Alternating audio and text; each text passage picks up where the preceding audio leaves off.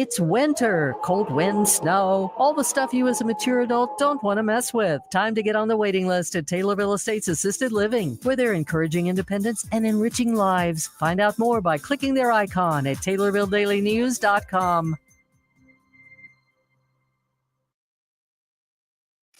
Your information station, WTIM. You're listening to WTIM, your information station, with your morning show brought to you by People's Bank and Trust, where they put people first, and Landmark of Taylorville. I'm your host, Grayson Bauman, and joining me today are Master Gardeners with the University of Illinois Extension, both Gwen Podesky and Linda Smith. Good morning to the both of you. How are you? Great.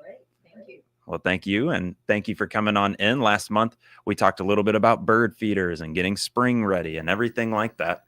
And now we're that much closer to spring. So I'd love to start there and what the Master Gardeners are thinking with spring and what you got coming up. Okay. Well, I know that we know spring's coming. Like I just showed Linda a picture of my snowdrops. And if you go out pretty soon and you have witch hazel, you might see them start to bloom. Things are a little behind this year because it's been a pretty cold January, but we're marching forward and it's a great time of the year for gardeners who may be getting itchy fingers to go to some events, some garden events, and learn things and just enjoy. Yeah, there's lots of counties throughout the state are offering programs, mostly Saturday mornings when people aren't working and they can go to a program. There'll be 3 or 4 hours, and they've put together a program where they'll have a keynote speaker, and then they have breakout sessions where you can go talk to or learn about a variety of topics. And they're always something that will pique your interest, something that is enticing you to think about spring and think about what's going to be going on. And usually the keynote speakers are somebody that will talk about a variety of things, but focused on one particular thing. And they're always usually really, really good. Oh, yeah. The one at Macon County, for instance, has got pollinators and plants and shrub care and things like planting alternatives, like a plant this, not that, spring vegetable gardening, which we'll all be getting into soon. So there are all, and they include sometimes hands-on. This one has painted flowers on glass and microgreens. So I guess you put together a little microgreen pot and take it home. So those are fun. And that's Macon County. And that's going to be taking place on February 22nd at, it's not St. Paul's Lutheran this time. Hold on. It's the Life Foursquare Church at 2954 West Ash Avenue in Decatur. They can register by going to go.illinois.edu, Gardening Insights. Okay. Or they can call 217-877-6042 and ask for Whitney Allison to register. And thank you. Macon County is probably the closest one to us. Right. That's, a lot of the other ones are spread out, everywhere, but this is a good one. And it's at a location that's not more than half an hour, 45 minutes away to get there. So, that's really good. And then the University of Illinois is sponsoring a series of programs coming up in March. And I don't know, but it seems to me like it's the first ones that I know of that have been offered in the evening. They're like for a while, 6 to 7 o'clock. So if you work, doesn't matter. I mean, if you work, 8 to 5, everybody works. But if you have that time available, they have programs coming up on if you're a new gardener, where do you want to garden? Pick out a site. They tell you what to look for the best site, around. And then, of course, seed choices, soil testing ahead of time to make sure you're in the right spot and you've got your soil amended to where it should be for growing, and then planting warm season vegetables and looking at insects and diseases one week. So it's a series of programs, and usually if you miss one, you can go back and pick it up online. And right. They'll often put those on YouTube later on after the shows or things have been broadcast. And these are great because if you're a beginner and you really don't know what to do. Now, I will tell you that the sooner you can get your seeds bought, the better off you are, because the people will buy the popular ones and the new ones. New things are always usually in short supply, but this is a great opportunity if you're wanting to grow your own food. And Linda mentioned, I mentioned spring vegetables, and Linda mentioned warm season gardening. Believe it or not, you can have a spring vegetable garden, a summer vegetable garden, and a fall vegetable garden, and get different crops from the same spot. So and again, that's another one of those things that programs like this will help you get more kind of navigate informed at Yeah. that, and navigate how to do that and what it means, because you're not going to have any luck with lettuce if you planning on lettuce in July. It's going to bolt and be bitter. Right. Things. So, and the classes are very inexpensive. $10 for the whole session, all 4 or 5 sessions that they've got put together. And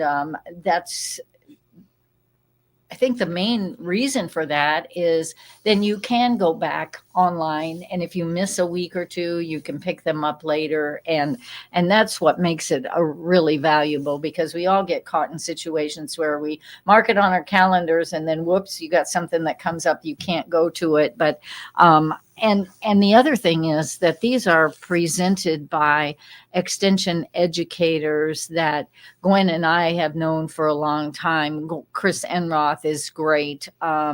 Jennifer Fishburne is from Sangamon County. She's been there for 30 years. And so they're very knowledgeable people. And the good thing is they all have phone numbers. So you can call them up and ask them. Like we always said, there's not a silly question to ask, especially if you're not informed, or you would just want to learn, something. So that makes it beneficial for everybody, and they'll get your questions answered. Absolutely. If you're a novice or a beginner, being able to ask those questions and do so to somebody knowledgeable. I love that you can go back on it. If you do miss a day, who knows when a ball game comes about for somebody, or whatever else the activities kids might have, but being able to go back, not feel like you missed a step. And also kind of the focus on beginners too. When you mentioned spring, summer, and fall gardens, I didn't even know. I just thought, hey, you plant it in the spring, you just kind of let it all go, and you let it harvest run. it. Right. A lot of people do let them all go, and they do, but it's overwhelming. Right, yeah, it can be. Yeah. So but then you go back to also kind of, all right, helping you pick your spot in your yard, or what your space allows for, and things of that nature, testing your soils and things like that. Just all things that you might not even think about before you start digging or tilling, and then you're just throwing seeds in the ground and just kind of crossing your fingers, praying that they're just going to grow. Right. You got to think about those things. Right. Can we go back for just a moment to your most recent event coming up in Macon County, microgreens? Can you tell me a little bit about those? Will you ever order sprouts on your salad sandwich? I mean, maybe I have. I don't know off the top of my head if I. Well, can anyway, that's kind of what microgreens are, and for the most part, what you do is you plant seeds of a crop that has seedlings that are edible, and bean sprouts is the old traditional one, but you can have broccoli. Many of the kale products can be produced as microgreens, and you use that, as I said, like bean sprouts on a salad or in other cooking sandwiches. So it's a way to do that, and micro, because they're very tiny. So it's you want to get them. I don't think you want the true leaves on a microgreen when you harvest it. No, you want the roots. Usually, right? Because you're growing them usually in a medium that's not packed. So it's very, a lot of tilth there and mellow soils and that sort of thing. And, and the nice thing about this program, Betty Moser and Lois Muma are Macon County Master Gardeners.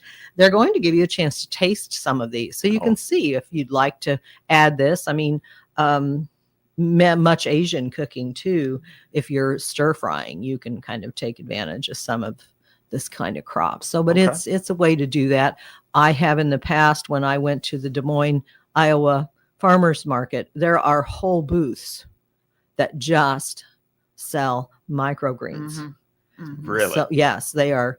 And we have had vendors at the Taylorville farmers market who sell microgreens. So, and of course, if you go to one like Springfield's, you'll usually find some. So maybe something that's increasing in popularity. Would that be fair to say? I would Yeah. say so. And like I Definitely. said, it's definitely just a different taste and, texture Right. with your food. So, And herbs have become more and more popular over the past 5 years, where everybody likes to add chives or basil or sage or thyme to their cooking. And if you've got something growing in your house that you can just go and break off a little bit, and it makes a huge difference, rather than using the dried spices that you have and herbs and spices that you have in your cabinet, because you can just right. taste that freshness Right. in there. And you can also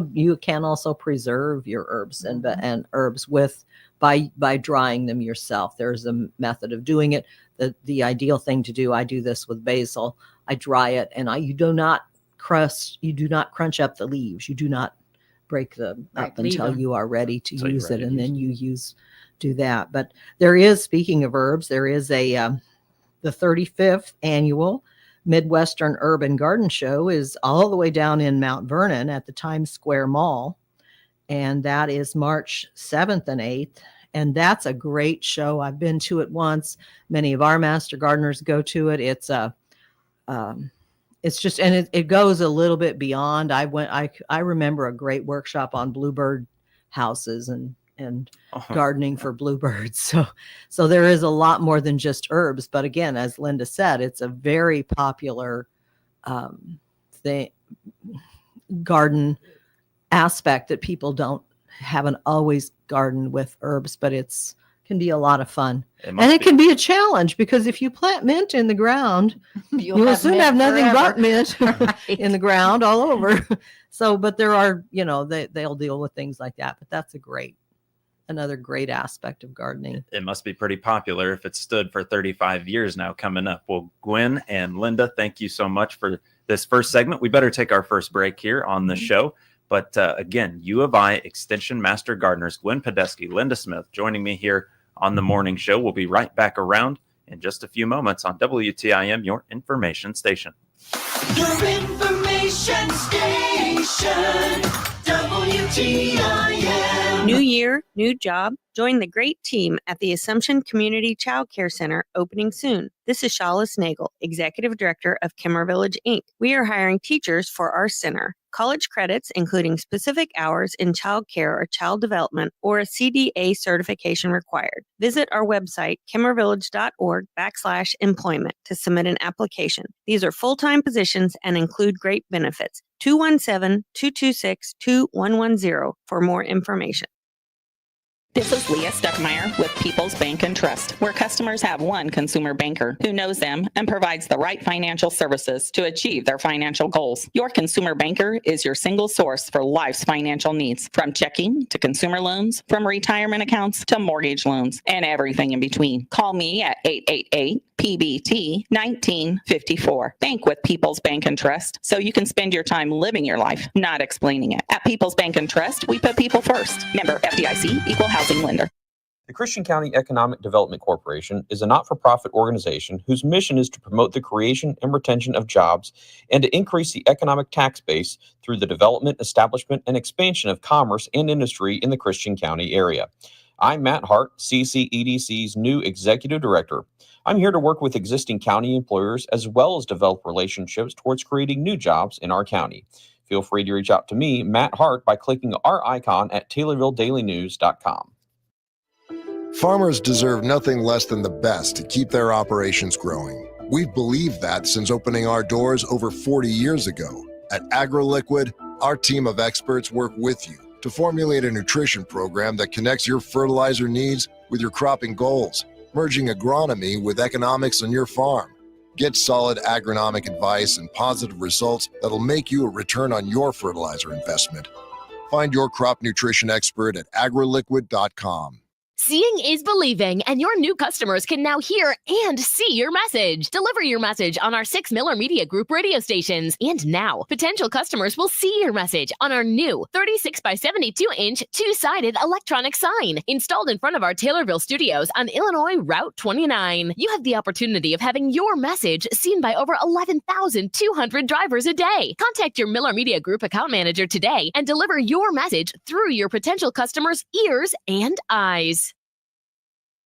This is Megan Lopez with Nesty's Burger Joint on the south side of the Taylorville Square. To see our menu, click on our icon on TaylorvilleDailyNews.com.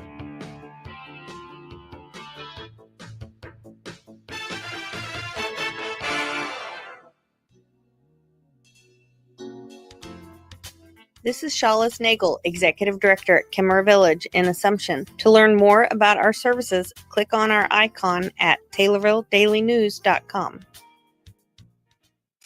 Your information station, WTIM. You're listening to WTIM, your information station.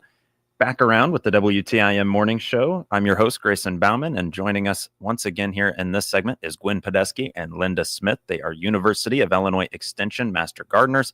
And maybe let's talk Valentine's Day, because I know this is maybe up at the end of the week, isn't it? It is. It is on Friday. And so what can you maybe tell folks about some of the flowers, or maybe something that might kind of spark the interest of a loved one? Well, I mean, you may get your dozen roses, and in which case, if you do get those dozen roses, I would give them a fresh cut at a 45-degree angle on the stems before you put them down in the water. And the packets that come with most of the cut flowers that you get are an excellent idea to put that in. But also make sure, I try to strip a lot of the leaves off. I don't want those leaves in the water because it just makes the water rot and gunky. But if you get most of those leaves off that are going to be down in the vase. So that's a good way to kind of make those roses. And another thing you can do with roses especially is, as they start to go downhill, you can turn them upside down and hang them up in a cool, dry place, maybe dark place, in, like, say, your basement or something, and they will dry, and then you'll have the roses for a long, long time. And that's sort of fun. They darken and change a little bit, but it's fun. And it's also another way, if you dry them like that, you can break the petals off and use it in potpourri or use it like that. And maybe put them in like a shadow box type of thing or something along those lines. Sure. Why not? Yeah, that would work out. And then also you may get some forced bulbs. Things like hyacinths are popular, tulips, not so much daffodils at this time, but you might. And my thing is always, if you really like them, and you've got them anyway, it's worth letting them kind of go dormant naturally, keep them sprinkled, but not a lot. And then you can just plant them out in your garden when the frost is, time of frost is past, and you may get some flowers out of it next year. Next year. So that's always a possibility. And speaking of forcing, this is a good time of the year. We're all tired of the blah and the snow and the whatever. You could go out and get forsythia, cherry, flowering quince, crabapple, and pussy willow, and force those flowers in a vase of water in the house, and they will, because of the warmth and the, and especially increasing light, if you're able to put some grow lights on them, they will bloom for you in the house. And that's always a lot of fun. It's fun. That can be a fun little, and then what you want to do is you want to place 3-foot or shorter stems in a container of water that has a teaspoon of sugar, a half teaspoon of bleach to to every quart of warm water. And then you change the water every few days. I'm sure immediately when I think bleach, I would think that would not be a good thing for it, but that is why you guys are here to inform right. Well, us. I mean, I always talk about the biggest thing I learned in high school biology was about molarity.